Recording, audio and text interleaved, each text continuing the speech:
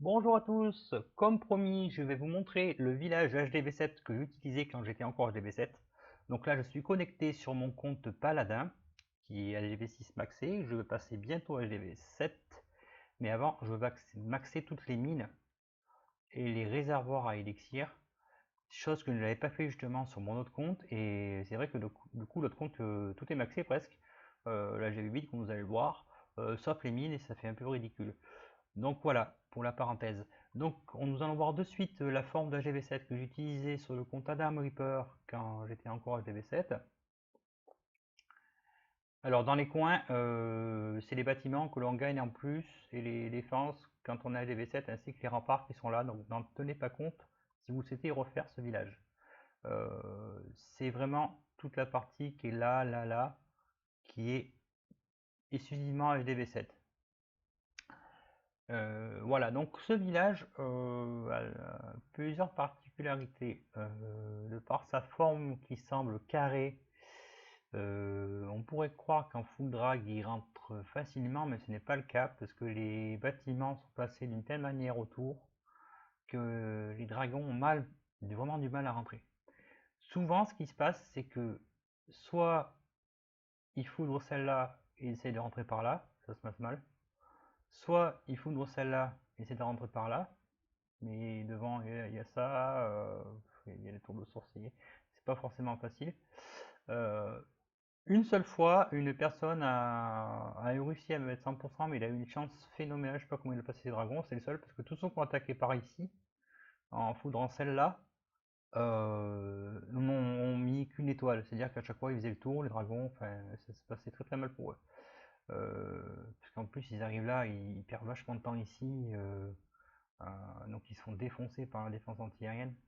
Enfin bon. C'est un village qui résiste plutôt bien à full drag. Le seul petit défaut que je remarque, c'est la souffleuse qui est mal placée. Il faudrait l'échanger avec, c'était le réservoir élixir, et ça serait parfait.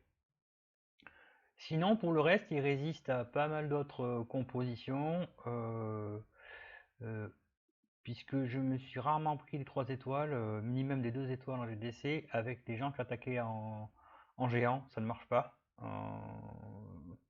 Parce que qu'ils attaquent par là ou par là ou par là, c'est tout dans des petits blocs. Il y a très peu de défense. Euh, Par exemple, là, il y a au maximum 2 défenses dans un bloc. Voilà. Le mortier dans un bloc, celui-là est dans un bloc. Vous voyez, c'est tout séparé.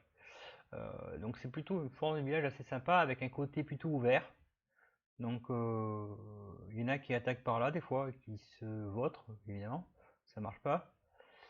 La deuxième particularité de ce village, c'est que c'est un petit peu un village de troll dans le sens où j'ai sorti le CDC, le château de clan. Donc, pourquoi j'ai fait ça?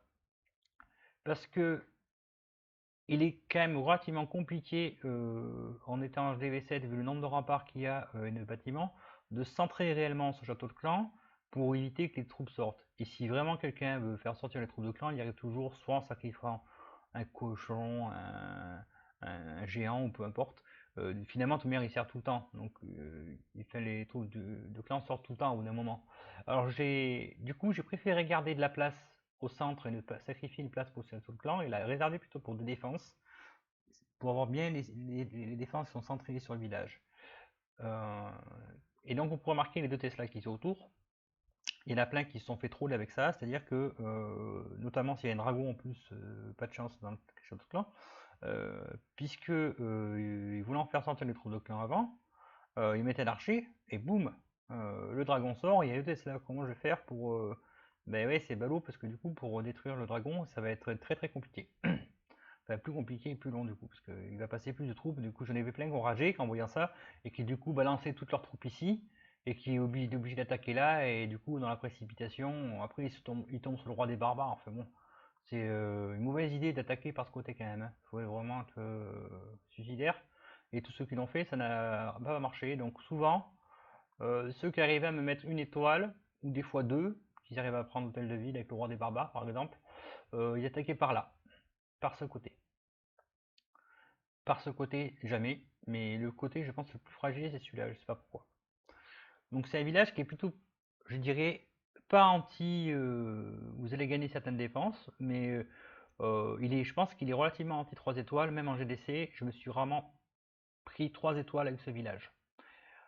Voilà pour le village DV7, donc si vous voulez le recopier, vous avez juste à faire pause sur l'image parce que je peux pas vous le montrer avec la carte, l'éditeur de map sur mon compte Adam Reaper parce que mon compte Adam Reaper est sur iOS, sur iPhone, et à l'heure actuelle, il n'existe aucun logiciel pour streamer, alors au moins que vous en connaissez un, je veux bien que vous m'en fassiez part, mais a priori, il n'y a aucun émulateur pour jouer à Clash of Clans depuis un iPhone, c'est-à-dire sur son PC.